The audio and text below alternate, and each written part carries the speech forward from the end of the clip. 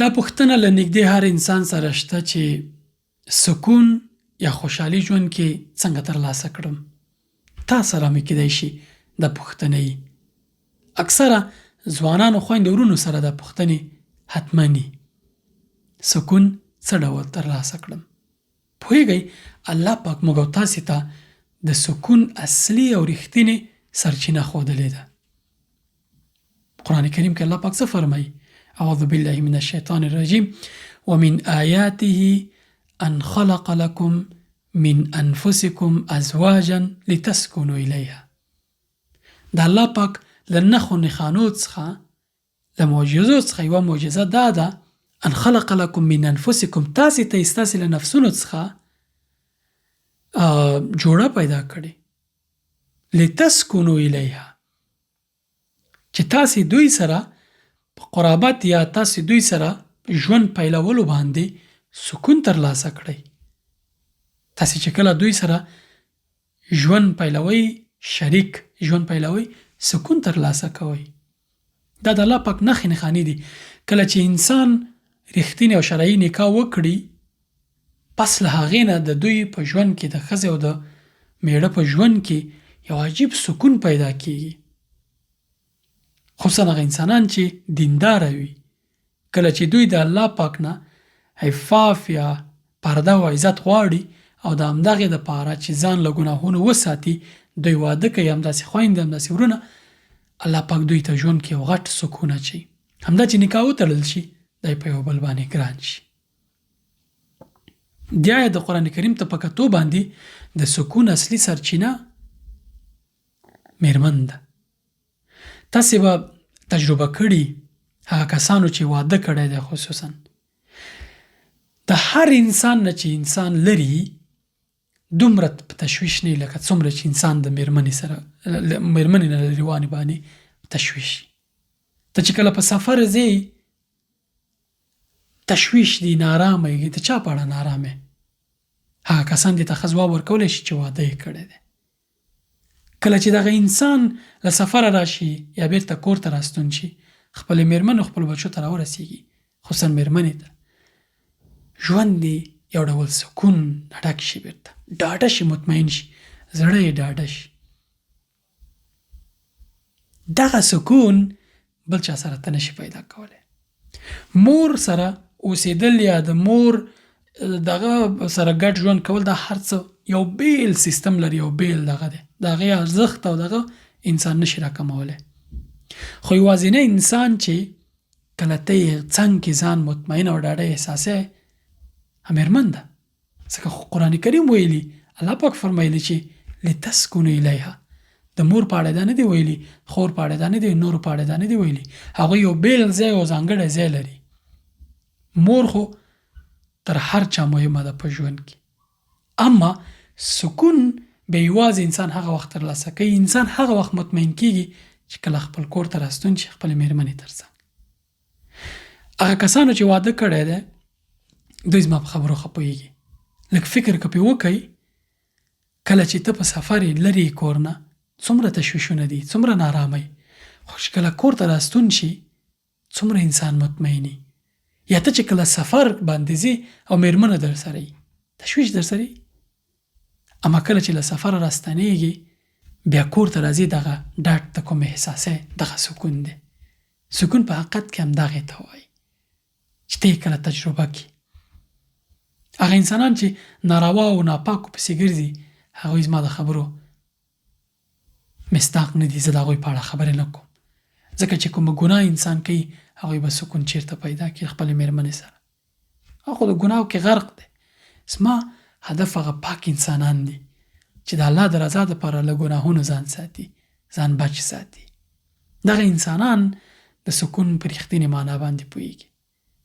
یعنې یوازینی انسان چې تا ته زړه دې مطمئن کولی شي، ډاډ در کولی شي او ته له هغې نه سکون ترلاسه کولی شي، ستا میرمن ده. او میرمنې ته د هغې خاوند دی. مور، خور، ورونه، پلار، دا هر څه خپل د هغوی بیل ډاډ دی. د هغوی سیستم بیخي جدا دی.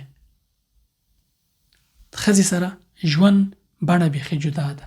د دواړه سره مخ هلته وي. دا دې څوک نه وایي چې مور دې څنګه یاد نه. نه، مور سر په سترګو ده، خویندې ورونه ټول سر په سترګو. خو قرآن کریم ویلي، الله پاک فرمایلی د مور فضیلت بیا په د هغې په احترام، د هغې په قدر، د هغې په حتی اوف کلمې نه ویلو کې دی. الله پاک چې کله قرآن کریم کې خپل عبادت یادوي، ورپسې مور او پلار یادوي، والدین، د هغوی ځای بیخي لوړ دی. اما سکون خبره زه کوم چې دا دواړه سره تاسې تفکیک کړئ، ګډې نه کوئ. میرمن د سکون سرچینه ده.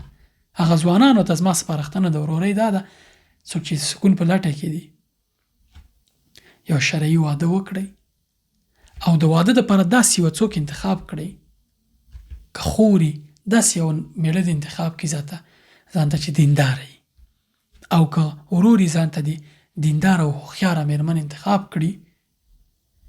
دوی به نه یوازې دا چې یو بل ته د احترام باندې، یو بل ته مینې ورکولو باندې، یو بل ته دغه باندې د الله رضا لټوي. د دینداره ښځې او د دینداره سړي ترمنځ، یا د ښځې او میړه ترمنځ الله پاک چې کله ښکیل وي، یعنې د الله پاک رضا پکې کله ښکیل وي، دا برکتي او خوشبخته ژوند دی. اختلافات او دا جنجال دا شیان راځي ژوند کې، دا په دې معنا نه چې کله دا شیان راځي نو ژوند ورسره ودرېد. نه، حتی ځینې علما وایي چې د ښځې او میړه په منځ کې په کال کې زر اختلاف هم که راځي، دا طبیعي دی. یعنې ورځ کې تقریبا 3 ځله اختلاف که راځي، دا طبیعي دی. دا د ژوند درولو په معنا نه دی چې ته ورسره ژوند پرې کړې. نه، رسول الله صلی الله علیه وسلم فرمایي ځینې انسانان د دې لپاره واده نه کوي، ولا اقتصادي بوج دی په ما. رسول الله صلی الله علیه وسلم فرمایي وایي 3 انسانان دي چې الله پاک د دوی مرسته په ځان باندې لازمي کړي. هغه مجاهد چې د الله پاک په لار کې رښتینی جهاد کوي، هغه غلام چې غواړي آزاد شي تر څو خپل دین ادا کړي، او هغه ځوان یا هغه پیغله چې غواړي په نکاح کولو سره خپل عفاف یا خپل عفت او خپل عزت ترلاسه کړي، خوندي کړي. همدې دپاره واده کوي. د دغو 3 ډله انسانانو دپاره تر 2 اسمانونو پورته د عرش نه بره د دې ټولو کائناتو مالک الله پاک عز وجل د دوی مرسته په ځان باندې لازمي کړې ده. یوازې یقین او توکل پکار دی. اسباب برابر کړه، بسم الله کړه، تشویش مه کوه ورته، الله پاک به دې مرسته کوي. حتما یو لاره به ورته برابریږي. که چېرته تاسو واده ونه کړئ، پوهېږئ ستونزې څه ده؟ رسول الله صلی الله علیه وسلم فرمایي اذا جاءکم من ترضون دینه وخلقه فزوجوه ان لم تفعلوا تكن فتنة في الأرض وفساد عريض یا فساد کبیر، او کما قال صلی الله علیه وسلم. وایي کله چې تاسې ته یو څوک په مرکه باندې راځي او تاسې د هغې دینداري او اخلاقو سره راضي یاستئ، نو واده ورسره وکړئ یا په واده یې ورکړئ. که تاسې ونه کړئ، په ځمکه کې به فساد خپور شي، ډېر لوی فساد به په ځمکه کې خپور شي. لکه څنګه چې اوس ده، موږ ودونه څومره سخت کړي دي، مهرونه مو څومره سخت کړي دي. همدا ده چې ځوانان مو ملامتونکي کارونه کوي تر څو واده وکړي.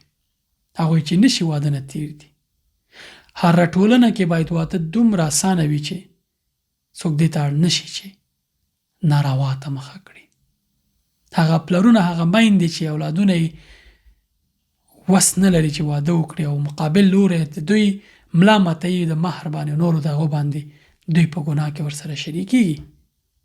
ځوان غواړي چې عفت او عفاف ترلاسه کړي، خو تا پرې واده دومره سخت کړی دی چې مجبوره کړی دی چې لاړ شي بلې خوا ته.